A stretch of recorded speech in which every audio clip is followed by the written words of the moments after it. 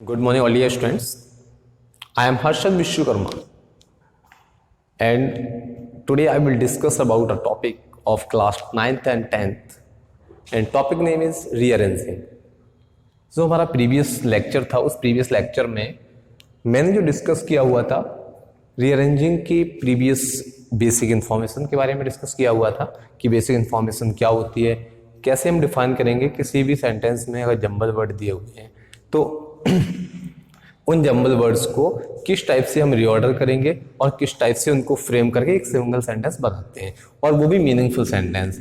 तो एक बार मैं दोबारा बता देता हूँ, जिन स्टूडेंट्स ने हमारे प्रीवियस लेक्चर को नहीं देखा हुआ है वो स्टूडेंट हमारे प्रीवियस लेक्चर को देख लीजिए, सो दैट उन स्टूडेंट्स को ये जो एक्सरसाइज नंबर 2 है इस एक्सरसाइज नंबर 2 को करने में कोई भी प्रॉब्लम ना आए। याद रखिएगा स्टूडेंट्स, जिस स्टूडेंट ने प्रीवियस जो लेक्चर है एक्सरसाइज 1 को नहीं देखा हुआ है, एक्सरसाइज 1 नहीं देखी हुई है, वो स्टूडेंट इस वीडियो के लिंक में मैंने एक्सरसाइज 1 दी हुई है, तो आप वहां से डिस्क्रिप्शन के थ्रू प्रीवियस वीडियो के लिंक को देख सकते हैं। याद रखिए वहां से वीडियो जरूर देखिएगा, तभी आपको इस वीडियोस की बहुत सारी चीजें समझ में आएगी, अदरवाइज हो सकता है आपको प्रॉब्लम हो।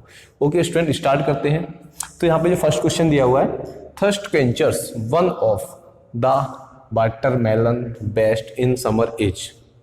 ओके स्टूडेंट, तो यहाँ पर जो दिया हुआ है थर्स्ट क्वेंचर्स, तो इस सेंटेंस को आपको एक फ्रेम करना है एक पर्टिकुलर मीनिंगफुल सेंटेंस में। चलिए देखते हैं। तो फर्स्ट तो मैं वेट करूंगा उन स्टूडेंट्स के लिए जो स्टूडेंट इस क्वेश्चन का आंसर देना चाहते हैं। सो स्टूडेंट कमेंट करिए फास्ट, जिन स्टूडेंट्स को लग रहा है कि हाँ वो इसका आंसर कर सकते हैं। आप वीडियो को पॉज कर लीजिए कि हाँ सर मुझे रिप्लाई देना है, आप फास्ट यहाँ पर कमेंट करके इसका आंसर राइट कर दीजिए।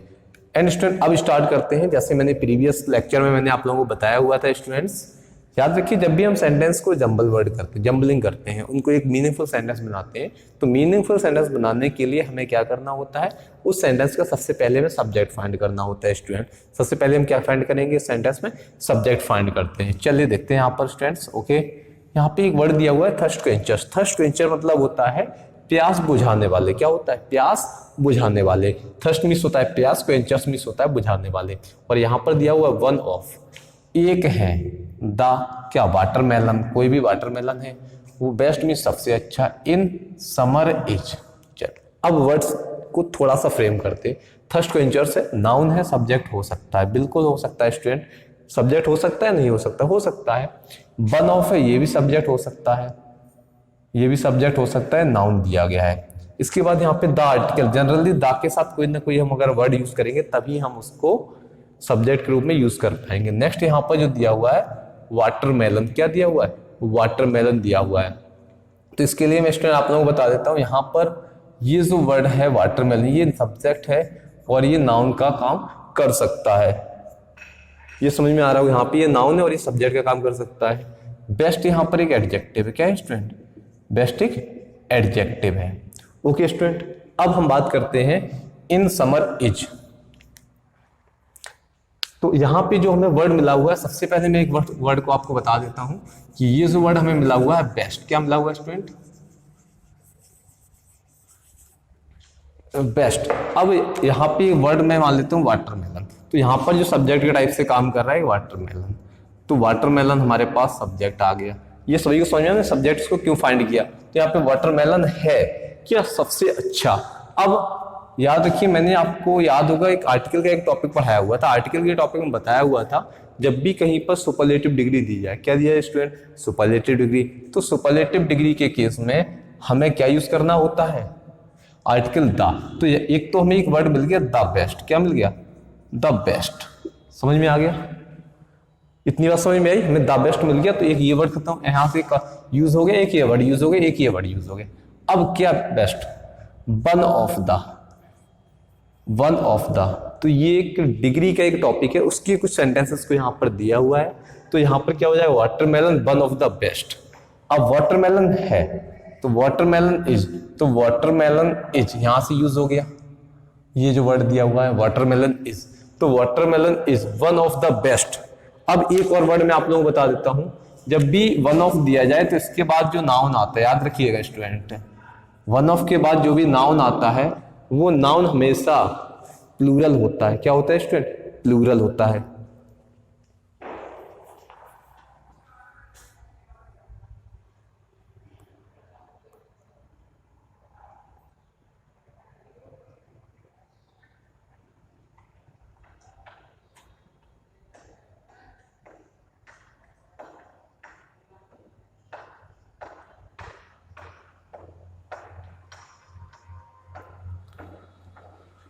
ओके स्टूडेंट, थोड़ा सा टेक्निकल एरर हो गई, तो इसलिए मुझे थोड़ा सा वहाँ पे सेटिंग चेंज करनी पड़ी थी।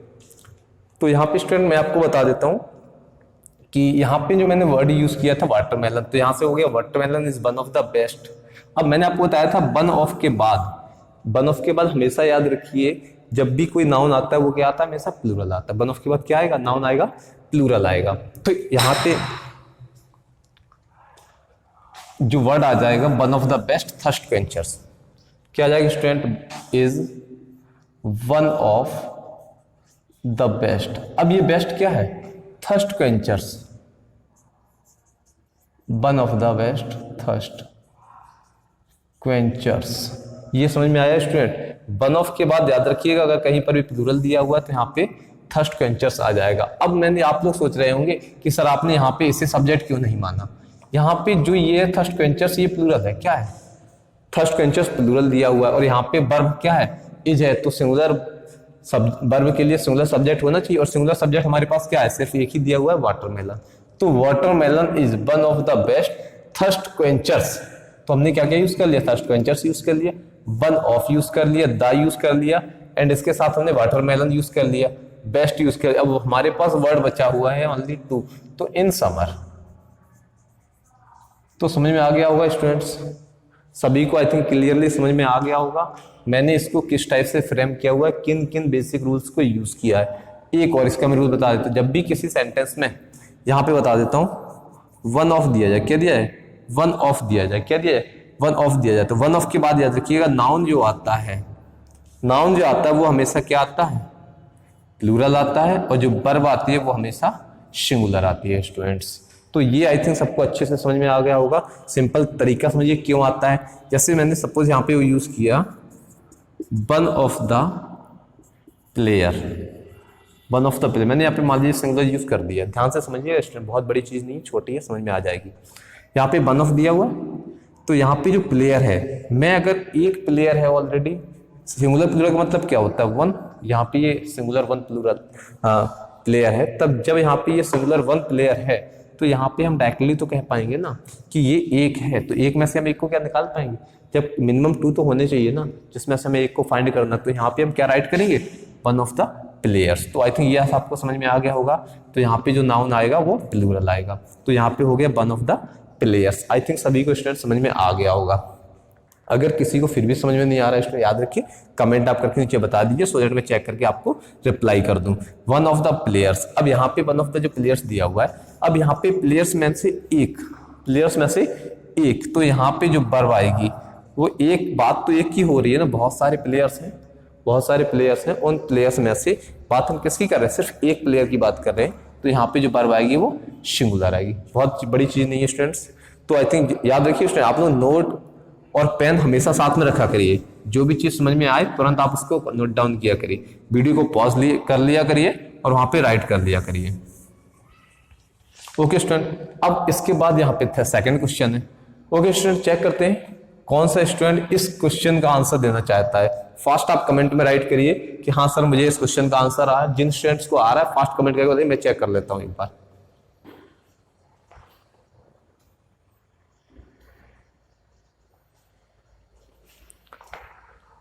ओके, जैसे कि मैं चेक कर पा रहा हूँ कि कुछ स्टूडेंट्स के कमेंट आ रहे हैं, बट उन स्टूडेंट्स के जो आंसर्स हैं वो रॉन्ग आ रहे हैं। चलिए मैं यहाँ पे इस क्वेश्चन का आंसर चेक करा लेता हूँ आप लोगों को, कैसे इसका आंसर फाइंड करना है।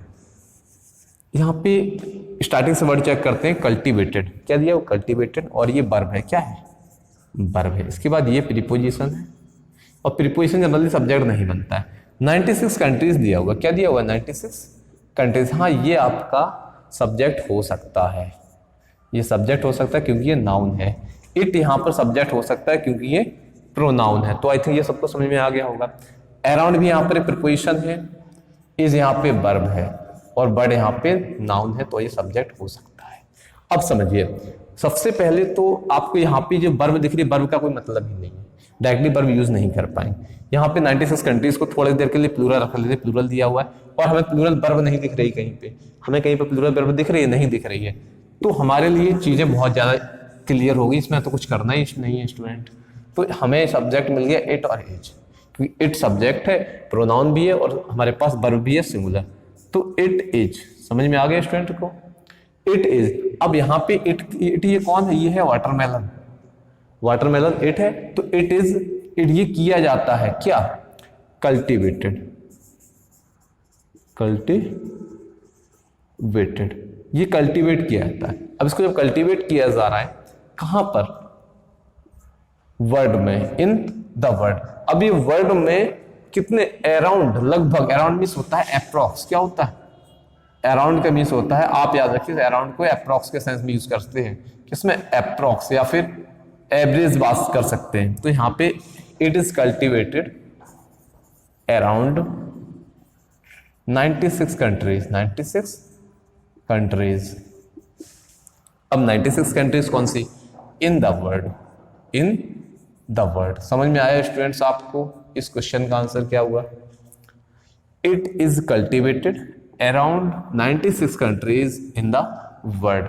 समझ में आ गया होगा स्टूडेंट। अगर किसी को फिर भी समझ में नहीं आया स्टूडेंट, आप कमेंट करिए, जल्दी से याद रखिएगा। अगर आपको समझ में नहीं आ रहा तो सो दैट मैं यहाँ पे चेक भी कर पाऊँ हाँ आपको ये प्रॉब्लम आ रही है। दोबारा से स्टार्ट कर। अब इसमें एक छोटा सा पॉइंट मैं आपको बता देता हूं कि यहाँ पे इज के बाद थर्ड फॉर्म यूज हुई है। आपको याद होगा पैसिव वॉइस का ये रूल होता है, हमेशा पैसिव वॉइस में वर्ब की थर्ड फॉर्म यूज की जाती है। पैसिव वॉइस में वर्ब की थर्ड फॉर्म यूज की जाती है। अब क्यों की जाती है, क्या आपने कभी सोचा? नहीं सोचा होगा। रीजन समझिए। जैसे जब भी, जैसे आई रॉट अ लेटर, सेंटेंस में रख लिया यहाँ पर, आई रॉट अ लेटर। अब इस सेंटेंस में क्या दिया हुआ, छोटी सी समझिए। यहाँ पे मैंने एक पत्र लिखा, मैंने एक लेटर को राइट किया, पर अगर हम इसको दूसरे टाइप से यूज करेंगे तो यहाँ पे हो जाएगा अ लेटर।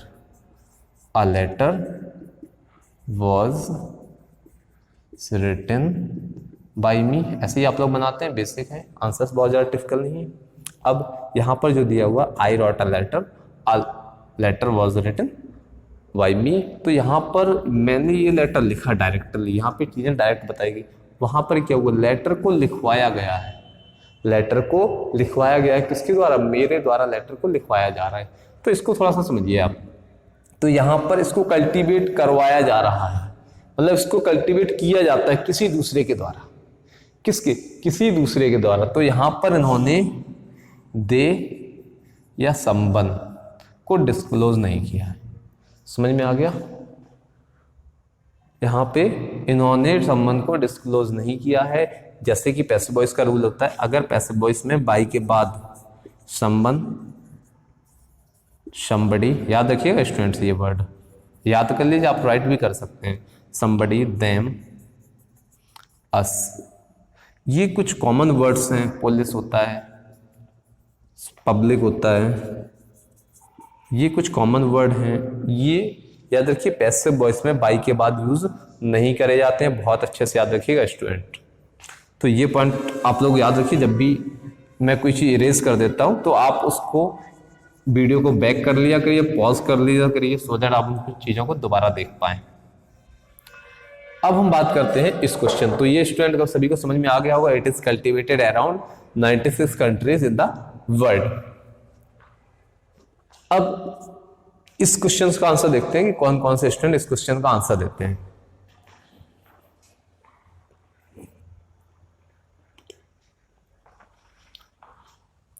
ओके स्टूडेंट, इस क्वेश्चन का जो आंसर मैं एक बार चेक कर लेता हूं।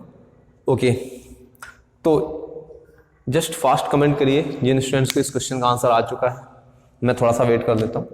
तो वही सेम फॉलो दिया हुआ, देखिए ग्रोन दिया हुआ है, अबाउट 5000 ईयर्स दिया हुआ, फर्स्ट एगो, ये वर्ड दिए हुए हैं। तो यहाँ पे सिंपली दिया इट और वॉज दिया हुआ है। तो इट वॉज, अब इट वॉज क्या? Watermelon was. वॉज के बाद देखिए मैंने रूल बताया था आपको वर्ब के टॉपिक में, या तो आईएनजी आती है या फिर क्या आता है? थर्ड फॉर्म आती है। क्या आती है? Third form. अब वॉज दिया हुआ है तो वॉज तो सेंटेंस के अकॉर्डिंग देने के बाद आईएनजी कहीं दिया नहीं। क्या नहीं दिया? आईएनजी दिया नहीं। तो अब आपके पास ऑप्शन क्या बचा हुआ? आपके पास जो ऑप्शन बचा हुआ है कि आपको ग्रोन यूज करना पड़ेगा। तो it was grown, it was grown.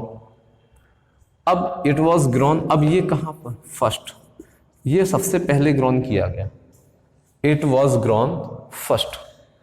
अब एक हमने ये वर्ड यूज कर लिया, इट यूज कर लिया, वॉज यूज कर लिया। हमने टोटल 4 वर्ड यूज किए, इट, एंड फर्स्ट, तो it was grown first, it was grown first. अब ये कहां पर यूज होता है ये समझिए, कहां पर? इन अफ्रीका, अफ्रीका में ग्रो किया जाता है अबाउट 5000 ईयर्स एगो। कहां पर? इन अफ्रीका, अबाउट मतलब लगभग अबाउट 5000 ईयर्स एगो, 1000। तो ये स्टूडेंट आपको समझ में आया क्या किया मैंने? सबसे पहले मैंने यहाँ पर इट को फाइंड किया, इट के अकॉर्डिंग सब्जेक्ट के अकॉर्डिंग वर्ब यूज किया वॉज, और वॉज के बाद थर्ड फॉर्म यूज किया पैसिव वॉइस। तो it was grown first in Africa about 5000 years ago. समझ में आ गया स्टूडेंट? किसी को कोई भी डाउट है फास्ट कमेंट करके बताइए कि हाँ सर मुझे ये प्रॉब्लम आ रही है।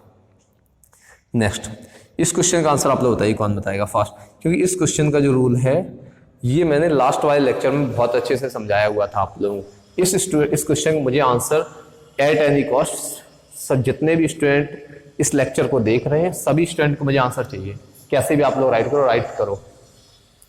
वीडियो आप पॉज करिए स्टूडेंट और उसके बाद इसका आंसर दीजिए, और एट एनी कॉस्ट आपको देना है। वीडियो को आप पॉज कर लीजिए, याद रखिएगा। नेक्स्ट, अब मैं इसका आंसर आप लोगों को एक्सप्लेन कर देता हूं। सेम वही रूल है, रिड्यूसिंग दिया हुआ आईएनजी फॉर्म है, आईएनजी फॉर्म दी हुई है, इसे फोर्थ फॉर्म भी कहा जाता है स्टूडेंट, याद रखिएगा। आईएनजी फॉर्म, इसे फोर्थ फॉर्म भी कहा जाता है। क्या आ जाता है? Fourth form. वर्ब की जो फोर्थ फॉर्म होती है उसे आईएनजी फॉर्म को कहा जाता है। इस दिया हुआ, बिल्कुल सही बात। हमें एक छोटी सी चीज मिल गई, तो इज है और यहां पे रिड्यूसिंग है, इट इज, यहां पे इज दिया और रिड्यूस, तो हमें ये पता है इज के बाद रिड्यूसिंग यूज कर सकते हैं। समझ में आ गया? दूसरा, वाटरमेलन, वाटरमेलन है। अब यहां पे ये समझिए कि वाटरमेलन भी तो सब्जेक्ट हो सकता है, तो चलिए यहां पे ये हम सब्जेक्ट थोड़ी देर के लिए मान लेते हैं। तो वाटरमेलन इज, वाटरमेलन इज, तो वर्ड मिल गया ना आपको, सेंस भी मिल रहा है थोड़ा थोड़ा। चलिए चेक करते हैं कैसे मिला है हम लोगों को। तो राइट, स्टार्ट से राइट करना शुरू कर दीजिए। वाटरमेलन इज, अब वाटरमेलन इज रिड्यूसिंग, वाटरमेलन जो रिड्यूस कर रहा है, तो एक तो इसके बाद ये यूज कर सकते हैं, दूसरा ये कि वाटरमेलन इफेक्टिव है। वाटरमेलन जो है वो इफेक्टिव है क्या काम करने में? कम करने में। वाटरमेलन जो है वो इफेक्टिव है क्या करने में? कम करने में। क्या? तो यहां पे जो वर्ड आएगा वाटरमेलन इज इफेक्टिव। अब आपको मैंने याद होगा जीरेंट वाला टॉपिक पढ़ाया था, ये समझ लीजिए थोड़ा सा। मैंने वर्ब का जो टॉपिक पढ़ाया हुआ था उसमें जीरेंट के बारे में बताया हुआ था। जो जीरेंट टॉपिक है वर्ब में, यहाँ पे देखिए रिड्यूसिंग दिया हुआ था, या तो इसके पहले इज लगा देते, लेकिन यहाँ पर इन दिया हुआ है। मैंने बताया था जब भी वर्ब की आईएनजी फॉर्म दिया, जीरेंट दिया जाए, तो जीरेंट के केस में या तो हम सेंटेंस में कोई भी अदर प्रपोजिशन यूज कर सकते हैं, तो उसके बाद जीरेंट आ जाएगा। तो यहाँ पे हम क्या यूज करेंगे, और वो नाउन का काम करता है, याद रखिएगा। It is effective in reducing, in reducing, क्या रिड्यूस करता है? Blood pressure.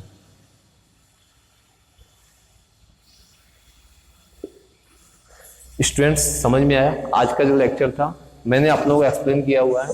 रीअरेंजिंग का जो टॉपिक है ये क्लास 9th के लिए और क्लास 10th के लिए, याद रखिएगा। क्लास 9th एंड 10th के दोनों के लिए बेनिफिशियल है, और दोनों एग्जाम में ये फाइनल एग्जाम्स में आता है, बोर्ड में 4 मार्क्स का आता है, और इसके बाद मैं कंटिन्यूसली प्रैक्टिस करा रहा हूँ।